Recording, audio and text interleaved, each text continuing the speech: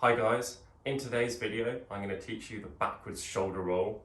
I'm going to try and break it down into a few logical steps that I think make the most sense for people that are struggling with this or are unable to get their head around it. So the very first thing that you're going to need to do is make sure you are properly warmed up. Like, have the same warm-up you do before jiu-jitsu class or before a dance class or whatever. Run around, stretch, properly stretch your neck. Also, take each step that I'm going to show you really slowly, work your way into it rather than just going full out straight away. So the first step, all you're going to do is lie on your back, have your hands not completely directly 90 degrees out, but sort of wherever's comfortable for you.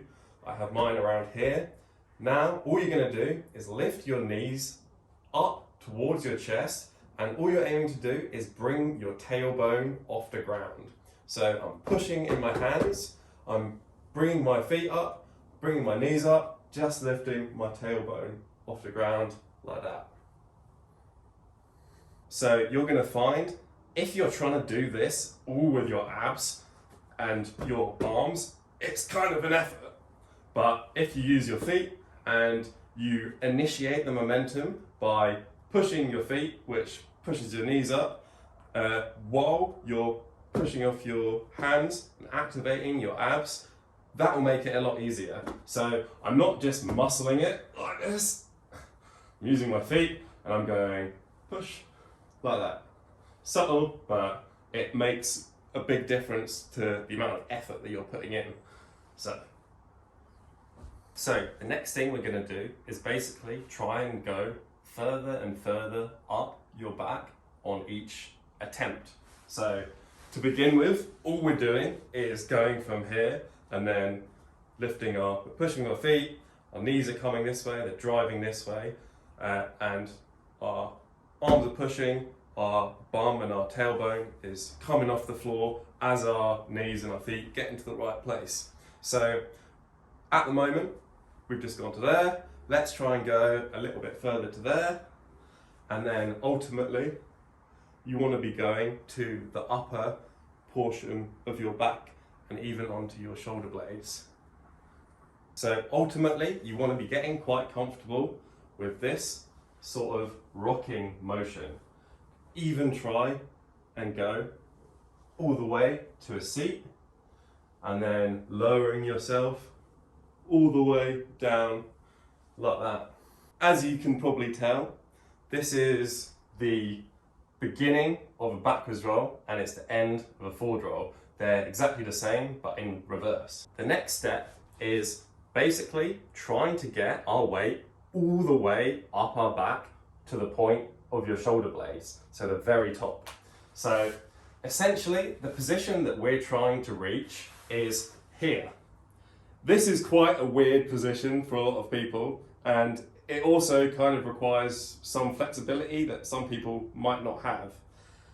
So the way that you could get into this position, if you're not comfortable just getting into it, is going as far as you can to the point that you're comfortable at with the step that we've just done. So your arms are out to the side, and then all you're going to do is move your hands to the base of your back, keeping your elbows on the floor. You might want to move them in a little bit, and then use your hands, push off your elbows, and use them to push your bum up. Now, if you know the yoga shoulder stand thing, then you know this is essentially that, but you don't have to go with your legs all the way up.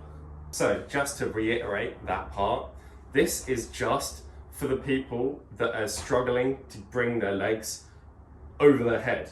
You now want your weight to be at the top of your back.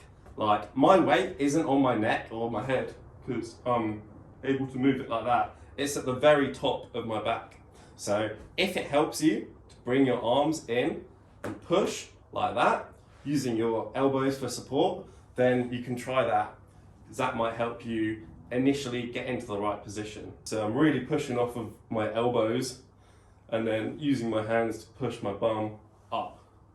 So now we've got from seated to rolling back from lifting just a tailbone up to now we're lifting all of our lower back up until we're on our shoulder blades. You're either going to be like this, or you're going to have your arms out to the side as you were originally.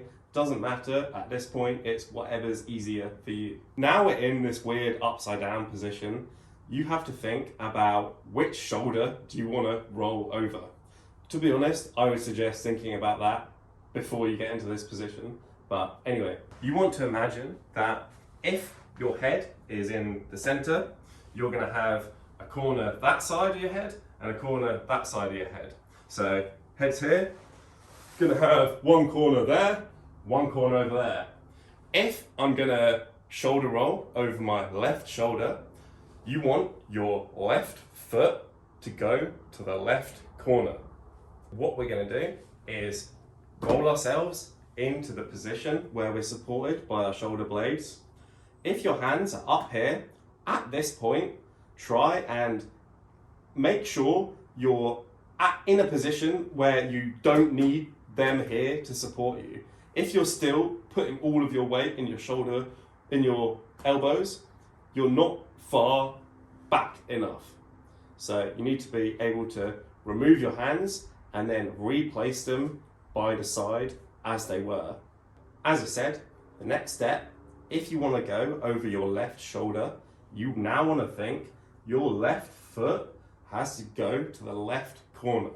So I'm here, I'm beginning to put weight in the left hand, because obviously my weight is going left. So I need to use that hand for support, and I want to think about getting that left foot to that corner. Now just try and touch it. Touch it there without falling.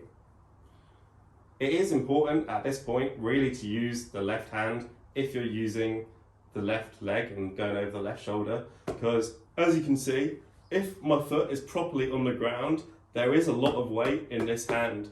If I move it, I can just rock over like that. So going up, trying to get left foot to the left corner, keeping the weight in the hand. I'm also not on my neck, I'm still on my shoulder blades. Another angle, rocking back, left shoulder, left foot, left corner, touching it like that. Obviously we're doing these steps in super slow motion, so you might feel pressure on your shoulder. It shouldn't hurt, but the weight is mainly on that left side. At this point, it is going to be harder than it will be in the future, but learning it this way is much easier to break it down, if that makes sense. It's harder physically, but it's easier mentally and to understand the steps, etc. So if you've managed to get your foot touching the floor over the side that you're rolling over, then you've done really well up to this point, and now we're on the very last little bit. So at this point, you've got to think about trying to touch your foot. The next part of your body that you're going to need to touch on the floor behind you is that knee. So you're going to get all the way back, you're going to try and touch that foot. The next part you want to touch is that knee. Now, it might look easy when I do it like that, but it is maybe harder if you're not as flexible in your hamstrings, etc. So, to get to that knee, you're going to need more momentum and more power, more support to get yourself over like that.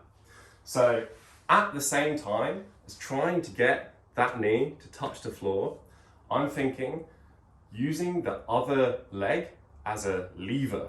And that leg is going to go, if left leg is going to the left corner, the right leg is going directly straight, and vice versa. If your right leg's going to the corner, then your left leg would go straight in the same direction as your head. Down, going up, left leg in the corner, right leg going straight. Or if I was going the other side, the right leg in the corner, left leg going straight. The idea of the leg that isn't touching the corner is to use it as a lever. So that's there. Then if I push that down, then it's going to bring my body up. If I push it that way, obviously it'll bring my body that way. So the momentum of your leg and the weight of your leg in general is a really useful way to initiate where the rest of your body is going to go. There is also one more way that you can get momentum. As your leg is going up, you've got one arm out to support you over the side that you're going. The other arm, now you can use this to help push you over basically. So I'm going from the floor like this, and one arm staying out, the other arm, I'm going to turn around and put it like this. So what that would look like from the back is I'm here, this arm is now, it's not there, it's going to be, say I'm holding it up, literally bringing it back like that. So now I can use that to push off of as well. So one more time, that's going to be directly, you're here, and that's literally going to go all the way back to there. Right now it's awkward. When you're here, it starts to make a lot more sense about how you can push it. So that's 3 major things to think about with this new step. It's getting your knee to the ground. The way you're doing that is by using your other leg as a lever and pushing off of your other hand. So that whole step is going from having your left leg just touching. Then I'm gonna get my other hand, push it, put it in the position to push, and then I'm gonna kick that leg over until I'm able to touch my knee on the ground. From this angle, that looks like this. And still, at this point, I'm not on my neck. So if at any point you're on your neck, then you shouldn't be. You should be more on your shoulder. Like I'm all on my shoulder and putting quite a lot of force on this hand to alleviate all pressure off my head. And yeah, here, side, going up. Now you're gonna go one leg to the side. You're gonna bring the other hand up, start to push. Now we're trying to get that knee down. And if you can't get it down like that, you're going to have to use that leg to really push over, and then it's down like this. Obviously from that point, it's very easy just to do that, and you've done a backwards roll.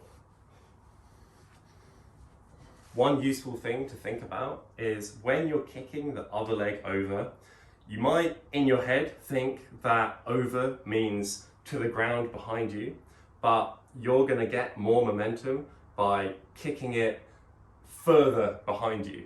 That it doesn't need to just hit the ground, it needs to go back. So if I go from here and I try and get this leg just like here, that's not really going to help much. If I try and kick it that way, then that is way more helpful for the momentum than there. So you can really extend it, and that will just help. As I said, the great thing about this is the more comfortable you get with all the steps, the easier it will be, because the momentum of the trick makes the trick much easier. But it only makes it easier when you understand how to use the momentum, if that makes any sense. I'm just going to show you all the steps a couple more times. So starting from seated, you're going to lower yourself onto your back, both arms on the side.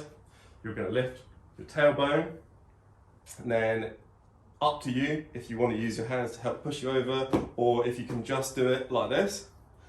At this point, you're going to get your leg over to the corner of the shoulder you're rolling over. So either that leg to that corner, left leg to the left corner, or right leg to the right corner. I'll show you on the right this time. So now I'm using my right arm out to support, and the other hand, literally, just going to go up, round like that. Now I'm using this to push. using this leg to go over my head, directly back, like that. I'm aiming to get my right knee on the ground. So here, like that. Now, to do the front roll, you have to do the exact thing in reverse. So, staying like this.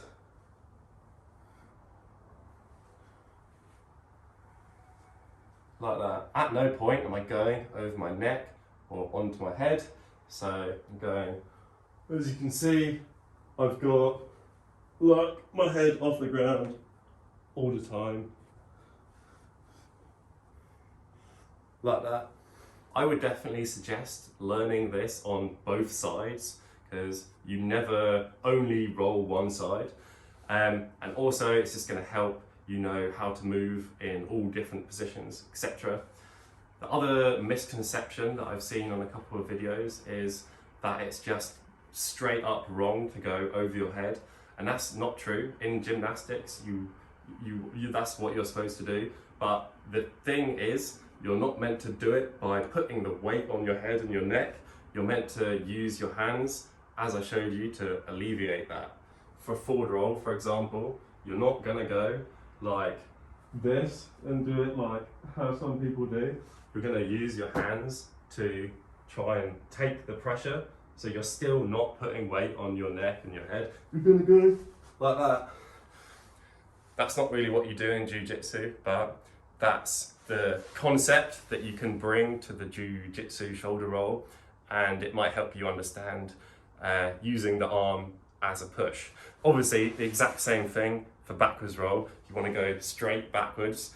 You do it by pushing both of your hands up, like how I showed you, like that. My last little pointer would probably be use the middle step, this position, just as a stretch. As soon as you're used to it, then try and spend time here, because the more used to being here you are, the easier you'll be able to understand how this position can go to like side roll, or how this position can go like backwards or forwards or anything like that. And generally it's just a good stretch for this exact motion. Thank you for watching. I hope that video was useful for someone. If it helped you learn a forward roll, then please let me know in the comments. Also, if you've got any questions or anything like that, also let me know in the comments. If you liked the video, please leave me a like, subscribe for more videos like this.